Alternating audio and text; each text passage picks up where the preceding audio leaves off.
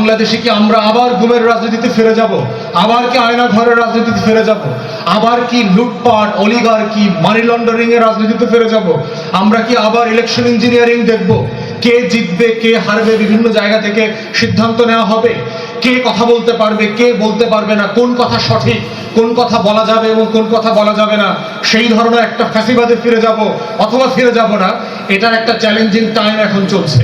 এবং এটার অংশ হিসেবে আপনারা দেখতে পাচ্ছেন যে বাংলাদেশে যখন আমরা সংস্কারের আলাপ তুলছি, বাংলাদেশে যখন আমরা বাংলাদেশ 2-এর দরদের আলাপ তুলছি, বাংলাদেশের প্রতিষ্ঠানগুলোকে জনগণের প্রতিষ্ঠান বানানোর লড়াই করছি, তখন আমাদের বিরুদ্ধে প্রোপাগান্ডা, বিভিন্ন ধরনের মিসনোমার এবং ডেমোনিয়ার ক্যাম্পেইন চলছে। আপনারা যারা অনলাইন সাংবাদিকতা করেন, বিভিন্ন প্ল্যাটফর্ম ছিলেন, আপনারাও কিন্তু 24-এর একটা নীল ধ্রুব তারা। আপনারা বাংলাদেশকে বদলে দিয়েছেন। আপনারা প্রত্যেকে আপনার জায়গা থেকে একটা যুদ্ধ করেছেন এবং আপনাদেরকে যে কারণে আমরা গত বছরও অ্যাকনলেজ করেছি সম্মানের সাথে, এবং আপনাদের প্রতি আমরা অনেক কৃতজ্ঞ।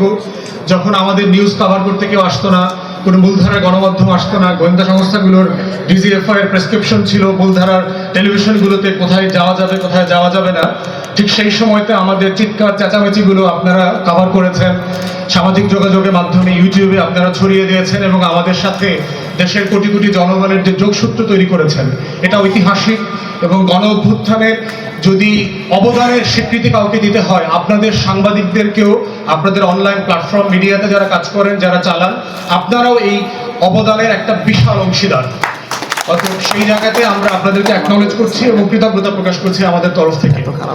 দেশের ব্যাপারে আমাদের সংক্ষিপ্ত বক্তব্য হচ্ছে যে বাংলাদেশ 2-এ একটা নতুন রাজনীতি তৈরি হয়ে গেছে। মুক্তিযুদ্ধ যেভাবে 71 পরবর্তী জনগোষ্ঠী এবং জনতার এবং তরুণদের চরিত্র মনোজাগতিক পরিবর্তন করে দিয়েছিল, 24-এর বাংলাদেশও বদলে গেছে। যেই 65% জনগোষ্ঠীর বয়স 35-এর নিচে, এই জনগোষ্ঠীরা ভাগ্য তৈরি করবে আগামী দেশের বাংলাদেশ 2 বলতে কি বোঝানো হবে, দায় ও দরদের রাজনীতি মানেটা কি, বাংলাদেশে কি আমরা আবার গুমের রাজনীতিতে ফিরে যাব? আবার কি আয়না ঘরের রাজনীতিতে ফিরে যাব? আবার কি লুটপাট, অলিগার্কি, মানি লন্ডারিং এর রাজনীতিতে ফিরে যাব? আমরা কি আবার ইলেকশন ইঞ্জিনিয়ারিং দেখব? কে জিতবে, কে হারবে বিভিন্ন জায়গা থেকে সিদ্ধান্ত নেওয়া হবে? কে কথা বলতে পারবে, কে বলতে পারবে না, কোন কথা সঠিক, কোন কথা বলা যাবে এবং কোন কথা বলা যাবে না, সেই ধরনের একটা ফ্যাসিবাদে ফিরে যাব অথবা ফিরে যাব না, এটার একটা চ্যালেঞ্জিং টাইম এখন চলছে। এবং এটার অংশ হিসেবে আপনারা দেখতে পাচ্ছেন যে বাংলাদেশে যখন আমরা সংস্কারের আলাপ তুলছি, বাংলাদেশে যখন আমরা বাংলাদেশ 2-এর দরদের আলাপ তুলছি, বাংলাদেশের প্রতিষ্ঠানগুলোকে জনগণের প্রতিষ্ঠান বানানোর লড়াই করছি, তখন আমাদের বিরুদ্ধে প্রোপাগান্ডা, বিভিন্ন ধরনের মিসনোমার এবং ডেমোনিয়ার ক্যাম্পেইন চলছে। এই জায়গাগুলোতে আমরা বোধ করছি যে বাংলাদেশ 2 করার আগে আপনারা যারা ঐতিহাসিক ভূমিকা পালন করেছেন, দয়া করে আপনারা রাজপথ থেকে চলে যাবেন না, আপনাদের লড়াই থেকে আপনারা চলে যাবেন না।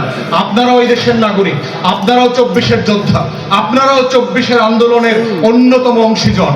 অতএব বাংলাদেশ 2 গড়বার যে চলমান লড়াই আছে, সেই লড়াইয়ে দায় দরদের রাজনীতি আমাদেরকে তৈরি করতে হবে।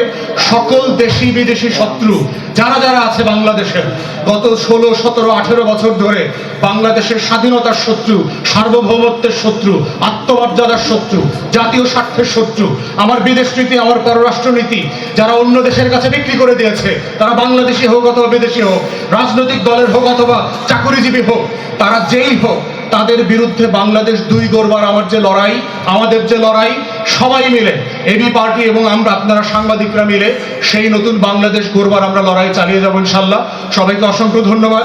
বিভিন্ন জায়গায় স্লোগানে, মিছিলে, রাজপথে আপনাদের সাথে আমাদের সাক্ষাৎ, মিলন মেলা চলছে এবং চলবে। সালামু আলাইকুম। এই পর্যায়ে আজকে প্রধান